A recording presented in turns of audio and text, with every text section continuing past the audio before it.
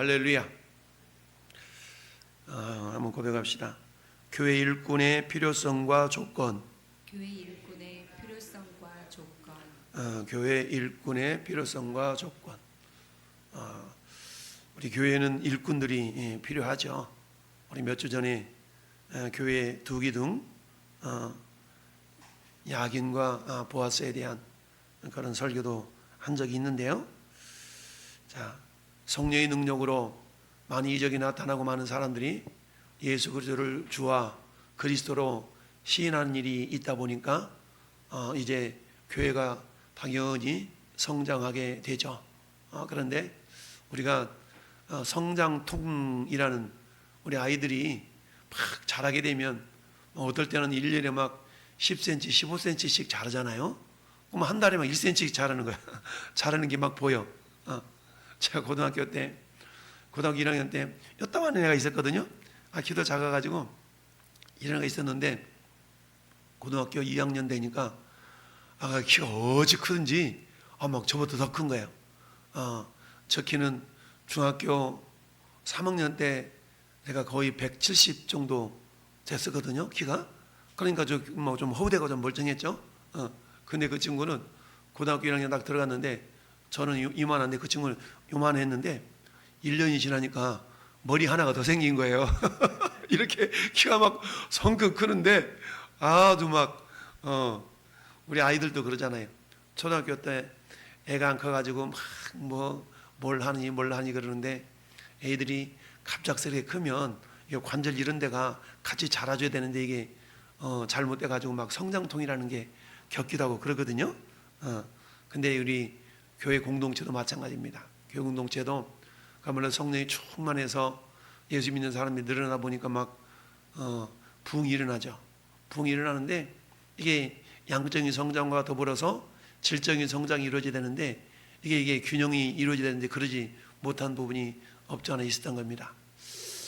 우리 초대교회 때 주로 어떤 재정적인 그런 어려움을 겪고 있었던 그런 사람들이 있었는데 성경에서 힘들고 어려운 사람을 대표하는 단어가 고와 나그네, 과부, 이 세 단어, 이 세 사람들의 부류를 보통 교회에서 힘들고 연약한 사람의 대표로 보이고 있거든요. 그 가운데 오늘 본문 보니까 과부들에 대한 이야기가 나옵니다. 근데 과부는 과부인데 두 부류의 과부가 있었던 것으로 성경이 얘기를 해요. 헬라파 유대인들이 자기의 과부들이, 그러니까 헬라파 과부가 있었고 히브리파 과부가 있었던 겁니다. 그러면 헬라파 과부는 뭐고 히브리파 과부는 뭘까요? 쉽게 말하면 히브리파 과부는 본토배기 본토배기인 거예요. 헬라파 과부는 더러운 사람, 이렇게 쉽게 이해할 수가 있는데요. 이 당시에는 디아스포라라 그래가지고 흩어져 있던 유대인들이 많이 있었어요. 흩어져 있던 유대인들, 그리고는 본토에서 꾸역꾸역 믿음 지키면서 살던 그런 유대인들이 있었죠. 그런데 우리가 예수님 당시에 어떤 일이 있었습니까? 유대 땅과 사마리아 땅이 사는 사람들이 구별이 되어졌죠. 사마리아 지역에 있는 사람들은 어땠습니까? 저 아수르에 의해서 북쪽 이스라엘이 멸망당할 때에 아수르가 어떤 정책을 썼어요? 사람들이 이곳저곳에 다 흩어가지고 혼합주의 정책을 폈던 거죠. 그러다 보니까 이 북쪽 있었던 사마리아 지역에 있는 사람들은 남쪽 유대 사람들이 한마디 말하면 니네들은 혼혈인 이렇게 해가지고 그들의 믿음을 인정하지 않았던 겁니다. 그런 가운데 세계에 흩어졌던 그런 또 유대인들도 있었고, 그런 가운데 예루살렘에 있는 그 교회를 이렇게 구성하는 구성 요소들 가운데에 이처럼 헬라파 유대인들과 히브리파 본토배기 유대인들이 같이 섞어져서 이제 교회를 이루는 거 아니겠어요? 우리 교회를 말하면 평택에 원래부터 토박이로 있었던 우리 임갑 장로님과 같은 그런 사람이 있는가 하면 우리 김권탄처럼 서울에 계시다가 여기서 오신 분들도 있고, 또 저기 전라남도 영광인가요? 영광에 계시다가 이게 올라오신 우리 강성무 성도님 같은 분도 있고, 저도 전주에 있다가 일로 왔으니까 이렇게 다양하지 않습니까? 그런 거 똑같은 거예요. 근데 이게 사람이 막 늘어나다 보니까 행정적인 착오가 생긴 거예요. 히브리파 유대인들 가운데 있는 과부들은 이게 매일매일 했던 말하자면 우리로 말하면 매일 그 어떤 뭐 식사도 공급하고 이런 일이 있었던가 보죠. 근데 히브리파 과부들은 이런 일이 잘 있었는데 헬라파 과부들은 이런 일에도 조금 이렇게 좀 뭐가 좀 착오가 있었던 모양이에요. 그러다 보니까 사람이라는 게 그렇잖아요. 가장 작은 부분에서 이 서운한 게 한번 딱 꽂히면 이게 말이 나오는 거거든요. 여러분 교회 공동체가 이렇게 든든하게 세워지는 과정 속에서 사단은 방해를 하잖아요. 그래서 첫째는 어떻게 방해합니까? 외부적인 핍박을 통해서 박해를 통해서 교회가 성장하지 못하도록 박해를 했습니다. 그래서 사도들 데려다가 막 두들겨 패기도 하고 감옥에 넣기도 하고 이렇게 핍박하며 박해하면서 불구하고 막 예수 믿는 사람 늘어나잖아요. 이게 안 되니까 이제는 내부적인 문제를 유발시켰는데 그게 뭡니까? 아나니아와 삽비라와 같은 그야말로 우월의식 이런 명예의식으로 인한 그런 어떤 잡음이 발생하게 만들었어요. 근데 이것도 안 되니까 이제는 어때요? 오늘 본문에 있는 것처럼 이제 은근히 불평, 불만 이런 것들이 발생하도록 만들었다는 얘기입니다. 근데 이 불평, 불만이라는 게 어떤 커다란 문제 때문에 생기는 게 아니거든요. 자그마한 문제 때문에 우리가 마음 가운데 서운한 감정이 들어오게 되면 이게 꽁 하고 있다가 이게 폭발하게 돼 있어요. 그런 것처럼 히브리파 과부들에 대한 그런 구제는 잘 되는데 헬라파 과부들이 구제가 잘 안 되는 듯한 그런 어떤 느낌이 들다 보니까 헬라파 유대인들에 의해서 불평, 불만이 터져 나오게 되었어요. 그래서 이 문제를 어떻게 합니까? 지혜롭게 해결하기 위해서 12사도가 자기들끼리 모여서 이렇게 합시다 그런 게 아니었어요. 모든 여기 보니까 2절에 12사도가 모든 제자를 불러 모았다라고 그랬죠. 모든 교회를 말하면 총회를 여는 거예요. 총회, 공동회를 열었다는 얘기죠. 그래가지고 우리가 하나님의 말씀을 제쳐놓고 접대를 일삼는 것이 마땅하지 않다. 그러니까 형제들아 너희 가운데서 성령과 지혜가 충만하여 칭찬받는 사람 7명을 택하라. 우리가 이 일을 그들에게 맡기고 우리는 오로지 기도하는 일과 말씀사에게 힘쓰리라. 옛날 성경에는 개혁 성경에는 전무하리라 이렇게 되어 있죠. 자 이렇게 해가지고 그때 사람들을 7명을 선택을 했죠.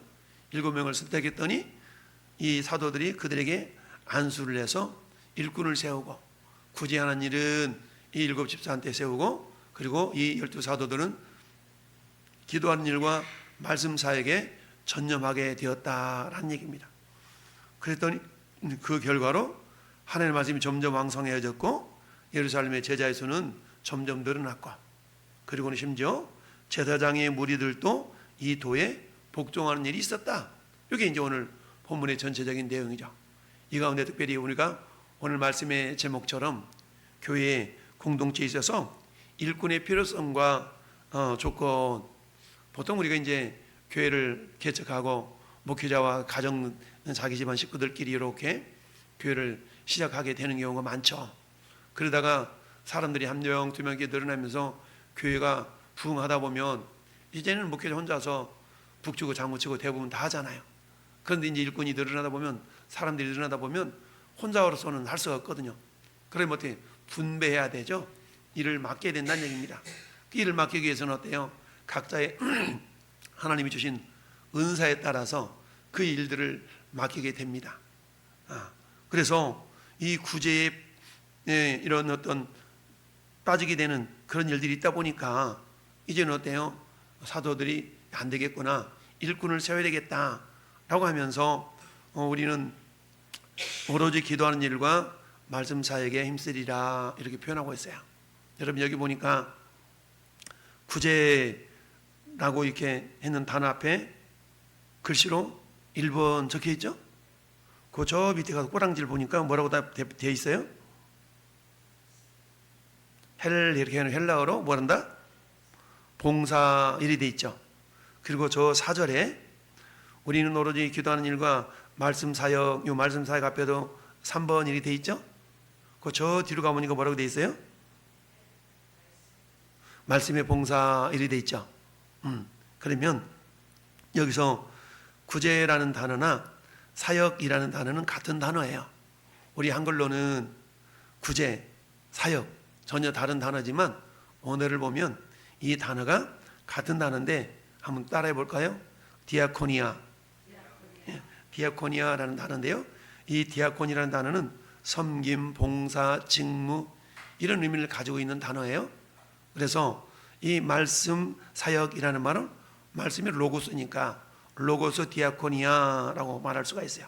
그러면 왜 굳이 구제라는 단어와 사역이라는 단어를 같은 디아코니아라는 단어를 썼을까? 지금 구제는 누구한테 맡기려고 그러는 거예요? 일곱 집사님한테 맡기려고 그러는 거고, 그리고 이 말씀 사역은 사도들이 맡으려고 그러는 거잖아요. 그러면 이 사역, 말씀 사역이라는 단어나 구제라는 단어를 디아코니아라는 동일한 단어를 쓴 이유는 하나님의 일에는 높고 낮음이 없다는 거예요. 하나님 일에는 어떤 건 귀하고 어떤 건 안 귀하고 이런 차별이 없다는 거예요. 그래서 저기 저 한 구석에서 조용하게 어떤 일을 감당하는 그 일이나 이처럼 제가 설교하는 일이나 다 귀한 일이라는 거예요. 할렐루야. 그러니까 목사님이 하는 일은 귀하고 저 밑에 서리 집사님이 하는 일은 별로 안 귀하고 그렇지 않다는 거예요. 서리 집사님이 조용히 이름도 없이 빛도 없이 행하는 그 일이나 목사가 드러나게 이처럼 설교하고 이런 일이나 동일하게 다 귀한 일이다라는 것을 성경은 나타나기 위해서 이렇게 동일한 단어를 사용하고 있다라는 겁니다.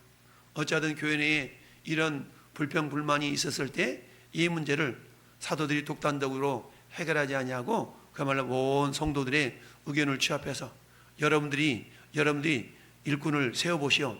그럼 우리가 그분한테 임명을 해서 일꾼으로 활동할 수 있도록 하겠소라고 했죠. 근데 단지 조건이 있습니다. 근데 그 조건을 오늘 보면은 세 가지를 얘기하고 있어요. 첫 번째, 형제들아 너희 가운데서 뭐한 사람? 첫째, 성령과 지혜가 충만한 사람 그랬죠? 그러니까 한마디로 말하면 첫 번째는 성령 충만한 사람이어야 된다는 얘기입니다. 여러분, 성령이 충만하다. 이건 뭐겠습니까? 성령 충만의 열매는 다양하게 나타나죠? 그러니까 성령 충만은 다른 말로 말하면 기도 충만이라고 그랬어요. 성령 충만은 기도 충만. 그러니까 일꾼의 첫 번째 요소는 성령 충만인데 여러분 성령 충만의 가장 첫 번째 요소는 뭐냐면 기도하는 겁니다. 기도. 이건 하나님과 가까이 지낸다는 얘기죠. 이 성령 충만한 사람은 하나님과 늘 교제하는 일을 멈추지 않습니다. 그러니까 성령 충만은 우리가 기도 충만이라고 그러잖아요. 성령 충만은 또 다른 말로 하면 말씀 충만이라고 그러죠. 그러니까 성령 충만한 사람은 기도하는 일에 게을리하지 아니하고 성경 읽는 일에 게을리하지 아니하고 그렇게 해서 말씀과 기도로 이렇게 무장하는 사람, 말씀과 기도로 무장되어 있는 사람을 우리는 성령 충만한 사람이다 라고 말합니다. 그럼 이 자리에 이 아침 깨어서 기도 자리에 있는 저와 여러분들은 일단 성령 충만한 한 요소는 될 수 있는 겁니다. 할렐루야. 그렇습니다. 우리가 교회 일꾼으로 임명받았음에도 불구하고 기도를 안 해? 성경은 안 읽어? 이거는 자격이 없는 거예요. 그러니까 뭐니 해도 성령으로 충만해야 됩니다. 두 번째는 어떤 자격이에요? 지혜가 충만해야 된다고 그랬죠? 지혜가 충만하다. 여러분 지혜라는 것은 뭐예요? 마치 요리사들이 요리를 하는 데 있어서 여러 가지 재료가 있잖아요. 똑같은 재료를 주고 요리 경연대회를 열었어요. 그래서 이번에는 볶음밥을 만드시오. 이번에는 뭘 만드시오? 라고 재료를 다 줬는데 똑같은 재료를 주고 똑같은 시간을 줬는데 어떤 사람은 야 볶음밥을 만들었는데 기똥차게 맛있어. 어떤 사람은 만들긴 만들었는데 밍밍해. 똑같은 재료와 똑같은 그런 시간을 줬음에도 불구하고 제품의 결과가 다 다르다. 요 재료를 잘 조합해서 만들 수 있는 능력, 이걸 우리가 보통 지혜라고 말합니다. 마찬가지로 전여러분들도 하나님 우리에게 주신 지식들이 있잖아요. 하나님을 아는 지식, 성경에 대한 지식, 이런 지식들을 어디다 써먹어요? 교회 공동체를 통해서 하나님의 일을 이루어 드리는 데 있어서 우리의 지혜가 필요합니다. 우리가 지혜 없이 행하는 사람들을 미련하다라고 표현하거든요. 우린 미련하게 행하는 자들이 아니라 지혜롭게 행하는 자들이 되어야 됩니다. 그래서 우리가 지식과 지혜와 총명과 명철, 이건 성령의 능력이거든요. 그래서 우리가 늘 기도할 때마다 우리는 이 네 가지를 구하는 거예요. 하나님, 오늘도 주님의 일을 감당할 수 있는 지식도 주시고요, 지혜도 주시고요, 그리고 총명도 주시고요, 명철도 주시고요. 이 네 가지를 구하는데, 내가 이렇게 행동해서 그렇다면 이 길이 이렇게 되겠네라고 그 결과를 예측할 수 있는 것을 보통 총명이다라고 표현합니다. 그래서 우리가 이 총명뿐만 아니라 또 명철이라고 그러는데, 모든 결과를 통해서 그렇다면 그것이 합력해서 정말 하나님의 거룩한 뜻을 이루어질 수 있겠다라는 그런 전체적인 통찰력, 이걸 우리가 또 명철이라고 표현할 수가 있겠는데요. 어찌하든 이처럼 우리 하나님의 일꾼으로 부름받은 저와 여러분들에게 있어서는 성령으로 말미암는 지식과 지혜와 총명과 명철이 늘 충만해야 됩니다. 이처럼 성령과 지혜가 충만해야 되고, 그 다음에 세 번째 조건은 뭐예요? 칭찬받는 사람이라고 그랬죠. 칭찬받는 사람. 여러분, 교회 내에서 어떤 사람은 기도도 열심히 해, 찬송도 잘해. 근데 꼭 이게 인정받지 못한 사람이 있거든요. 모난 부분 때문에, 그 사람의 어떤 모난 성격이나 모난 인성 때문에 칭찬받지 못하고 그런 사람도 있거든요. 그 사람은 어때야 돼요? 더 빚어져야 되겠죠. 그렇기 때문에 교회 공동체 속에서 전 여러분들이 어떤 직분을 받아서 그야말로 주를 섬기는 그런 일을 하기 위해서는 우리가 이처럼 성령으로 충만하되 지혜가 충만하고, 그리고 칭찬 듣는 사람. 칭찬 듣는다는 얘기는 뭡니까? 인정한다는 거 아니겠어요? 내 스스로가 나는 못돼, 내가 어때, 이게 아니라 주변 사람들로 인해서 칭찬 듣는 사람이 되어져야 됩니다. 할렐루야. 이를 위해서 우리가 어떻게 돼요? 그야말로 모난 부분들이 철저하게 다듬어져서 그야말로 둥글둥글하게, 마치 다윗이 골리앗을 물리치길 때에 그 물맷돌 5개를 이렇게 주워둔 거 아니겠어요? 그 물맷돌은 어떤 돌이었어요? 다윗이 손에 딱 잡아서 물에 넣어서 돌리기에 다 적당한 그런 어떤 돌이었지 않겠어요? 전에 여러분들도 역시 마찬가지, 우리가 하나님의 손에 딱 붙들릴 받아서 하나님 쓰시기에 좋은 그런 어떤 보들보들한 돌멩이처럼 그런 우리 믿음의 사람이 되어야 될 줄로 믿습니다. 돌을 들었는데 까칠까칠해가지고 이게 잡기에, 하나님 손에 잡기에 까칠까칠해봐, 그럼 야 이게 좀 더 다듬어져야 되겠다, 그러지 않겠어요? 전 여러분들이 인격적으로 됐든 뭐가 됐든 간에 주님이 탁 잡았을 때 그야말로 보들보들해서 잡기에 딱 좋은, 쓰기에 딱 좋은 그런 모습으로 우리가 빚어져 갈 수 있기를 바라요. 이렇게 해서 선택했더니 어땠습니까? 7명이 선택됐습니다. 가장 먼저 온 무리가 이 말을 기뻐하며 믿음과 성령에 충만한 사람, 첫 번째 누구? 스데반이라는 사람. 스데반 사람 면류관이라는, 스테파노스라는 말인데 면류관이라는 이런 뜻을 가지고 있는 사람이에요. 그 다음에 두 번째 사람 누구예요? 빌립은 빌리포스라고 그래가지고 말을 사랑하는 사람, 이라는 뜻인데, 이 가운데 빌립과 스데반과 브루고노 니가노루 디몬 바메나, 유대교에 있게 했던 안디옥 사람 니골라, 그랬는데 이 7명 사람 가운데 성경에 주된 사역을 한 사람이 스데반과 빌립이잖아요. 나머지 사람들은 흐지부지 나타냈지는 않습니다. 그런다 할지라도 7명을 선택해서 이들에게 뭐 했습니까? 안수했죠. 여러분, 안수에는 어떤 의미가 있습니까? 안수는 위임이라는 의미가 있어요.